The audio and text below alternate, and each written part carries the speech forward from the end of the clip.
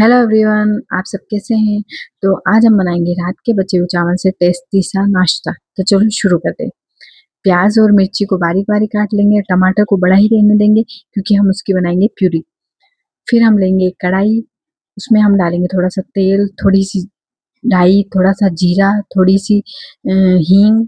फिर ये बारीक काटे हुए हरी मिर्च और प्याज, इसे हम अच्छे से पकने देंगे। उसमें डालेंगे नमक, हल्दी और लाल मिर्ची।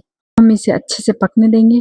फिर इसमें डालेंगे टमाटर की प्यूरी, उसे भी अच्छे से पकने देंगे। अब इसमें डाल देंगे हम चावल और चावल को अच्छी तरीके से मिक्स कर देंगे और गैस का फ्लेम ऑफ कर देंगे।